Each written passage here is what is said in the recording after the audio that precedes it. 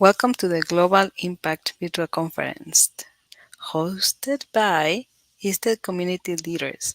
My name is Sheila Escobedo de Morales, and I live in Guatemala City. I am the Director of Learning and Teaching in an international school. This session is called Becoming Your Best, and will cover the importance of supporting teachers in creating their own learning pathways towards a self-paced professional development plan. So, welcome to the session.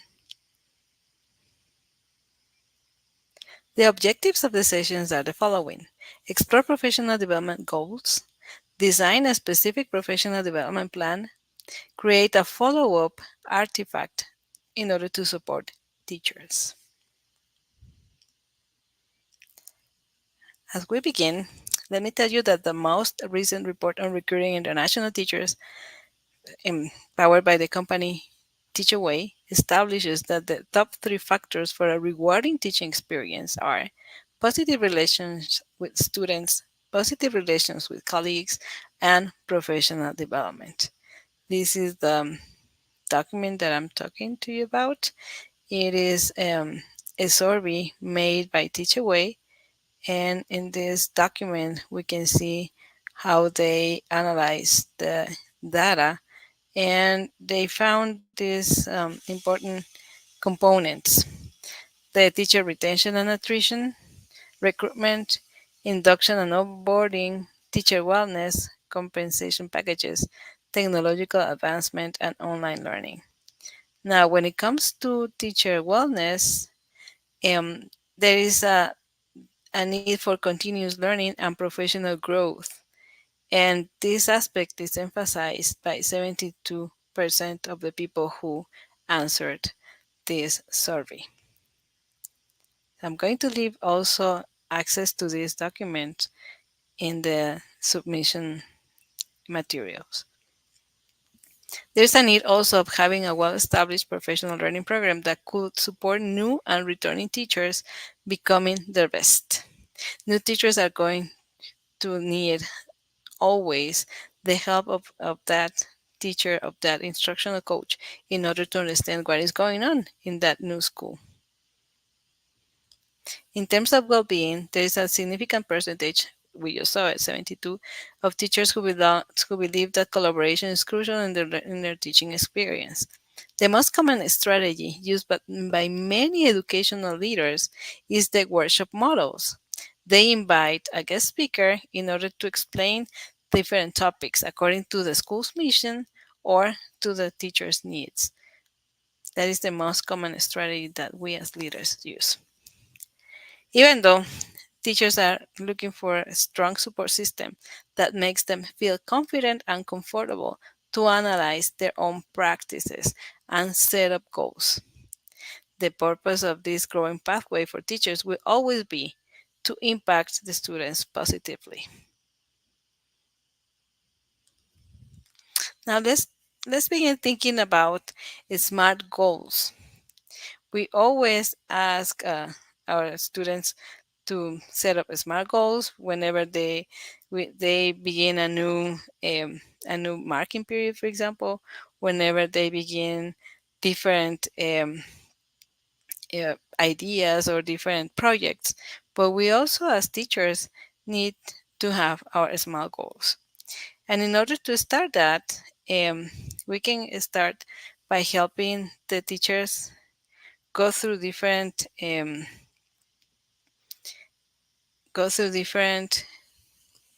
questions, like, for example, reflections to build empathy, questions to build self-awareness, and questions to be social awareness. We're going to see further what does that mean. And then after the reflection is done, then teachers can start writing their own SMART goals. Remember that SMART goals stand for specific, they need to address one of the issues from the reflection. Measurable, there should be clear evidence that the teachers are getting to that goal that they set. Attainable, this goal should be visible. We need to have hands-on evidence to really support our goals.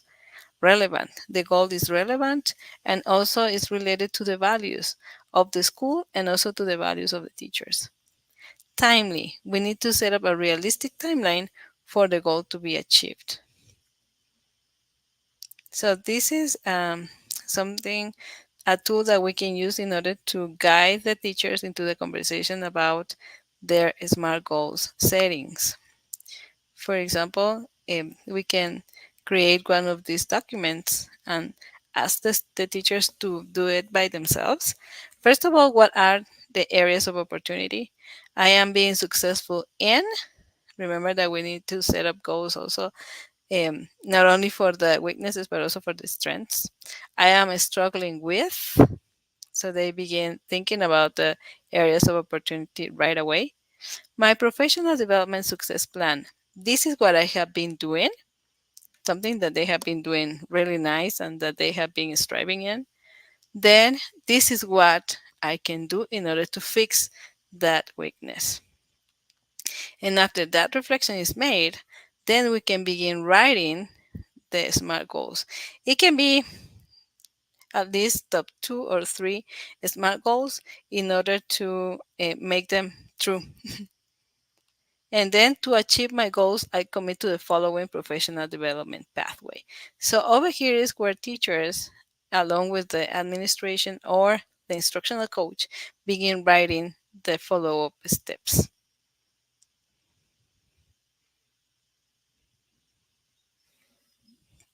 So after that reflection is made, we can begin thinking about our self-paced PD. Remember that the students are the ones who will benefit from this. The learning and teaching support group can work along with the administration in order to set up the protocols for enrollment in the plan. There should be a minimum of credits that need to be fulfilled by teachers per school year. The evidence of the personalized pathway can be recorded on a PD tracker. So this is one of the examples I have today for you. And this is a website created in Google Sites where you can see all the options that teachers have for creating their own pathway. This has information in English and Spanish. So at the beginning, you're going to find all the instructions, why it is important to go through this self-paced speed plan. Then this is the minimum of credits that the teachers need to gather, 45 credits by the end of the school year. Then the teachers will find all the options available for them to grow. The structure of the site is the following.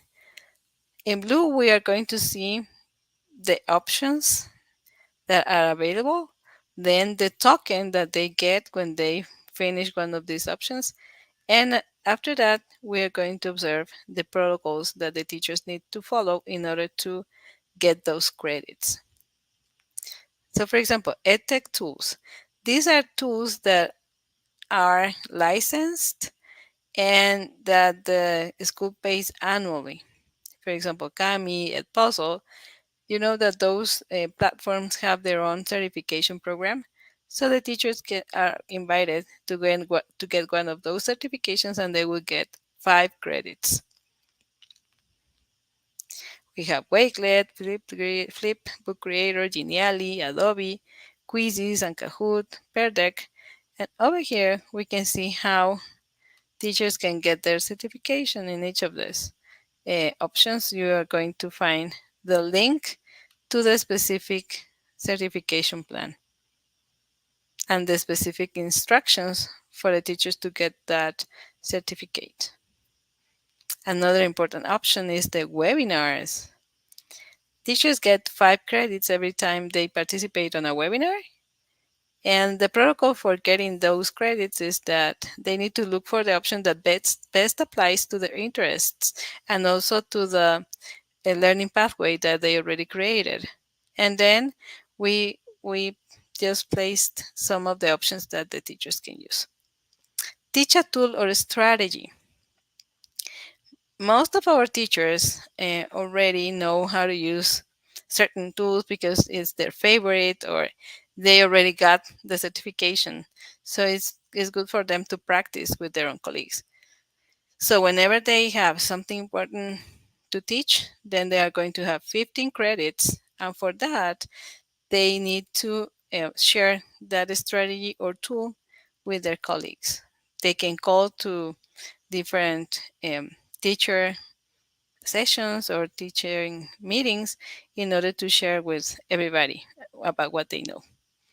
They can also share about authoring resources. Sometimes, we don't know how to make a list of students, we don't know how to create our own Kahoot.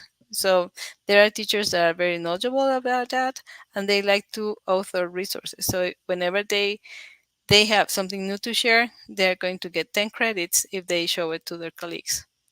Online courses, of course, that is from 20 to 40 credits. Over here, we can find things, places like Coursera, the Google training, certifications, Microsoft as well. They are offering good options for our teachers. Study groups. This is something that began working really, really well at my school. This school year, we already had 3 study groups with specific topics for language arts teachers and also for mathematics and Spanish teachers. Teachers get together, they discuss, they get the copy of the book they would like to read, and then they create artifacts in order to be um, gathering all the evidence and also to reflect on what they have read. Peer observations. Sometimes, we really like to learn about uh, our teaching practice from others. So if you go and observe one of your colleagues, you're going to get 5 credits. Curriculum reviews. Curriculum is always being reviewed, and standards are being unpacked. So whenever they would like to work on that, then they're going to get 15 credits. Of course, they need to talk to the director of learning and teaching in order to get those credits. Task forces. Sometimes we have specific problems or issues that need to be fixed. So sometimes we call for task forces in order to get the work done.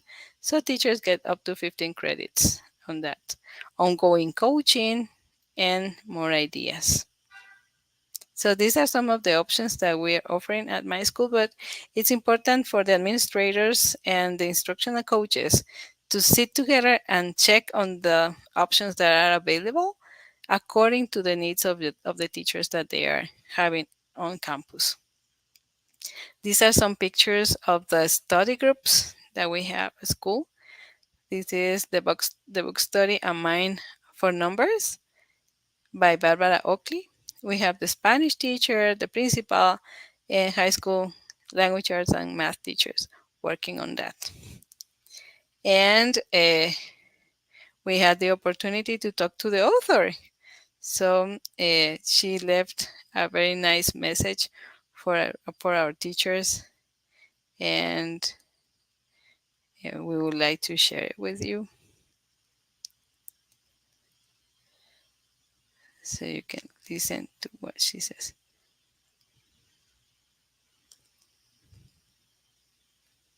She's a very nice person. She really loves to share with teachers about her books. You can find the courses in Coursera. Um, Here we go. I'm here with Sheila, and she is telling me all about how you are learning about how to teach effectively and how to learn effectively as well. And I thank you from the bottom of my heart for the great work you're doing in lifting the souls of students and helping them to have a great new career. I salute you for your great work. So that was very meaningful for my teachers to listen to the author saying a few words for them and for the nice work that they are doing with her books. And here we find another colleague. She was working. with collaborative work. So she prepared a presentation and a workshop for her colleagues. We invited teachers from middle school, high school, and elementary to join. This happened during one of the um, school days, one period from 8 to 9, and the teachers who were invited, they they needed to know about collaborative work, but they also had a free period where they can just stop by and share with the colleague. And of course, and why not? We already created this opportunity for teachers to show how they're using technology in the classroom, the technology integrations that they are doing. So we had people presenting how they're using CoSpaces, Kami, Edpuzzle, even apps co-host, which is a very nice tool, but sometimes teachers do not know how to use it. So we were having those volunteers showing what they are doing with that integration of technology. And then, as I said, it's important to keep a track of all these opportunities and also to show teachers that they need to keep a record of what they do. And we created this PD tracker where teachers can upload all the evidence of the opportunities that they work with. So they need to write the date. They have a drop down list where they choose what kind of opportunity they took, the description, the new knowledge, and specifically how they're going to apply what they learned, the resources, if they have a diploma or any other document that I would like to share. And then they should click on the number of credits that they are having according to that. And at the end of the school year, the instructional coaches, along with the director of learning and teaching and the admin, just sit together in order to validate the information that teachers provide on their PD trackers. So, what would be our further steps? We invite you to create a feedback form so that teachers can evaluate the process. We also would like teachers to gather all the information that they found important and also evidence of the new knowledge by creating a digital portfolio. And after that, we're going to set up follow up individual meetings with the administration in order to check if the goals were achieved or not. And of course, we need to review the options for the next school year in order to offer more opportunities to our students. Something to our teachers, something that is going around is that that idea of the school sponsoring some of the PD plans, and some conferences and webinars have been already sponsored by the school, but we have that evidence of the learning success plan that the teachers already have written, so the school can support on such a way, right? So thank you everybody for listening and for staying until the end. Thanks for watching this session as part of the Global Impact Virtual Conference hosted by ISTE Community Leaders. Please watch other sessions, including those pre-recorded and those offered live. You can join in the conversation throughout the conference on ISTE Connect and on social media using the hashtag ISTE Global and ISTE Community. All the resources that we use are going to be shared with you in the submissions materials. So thank you again for your attention.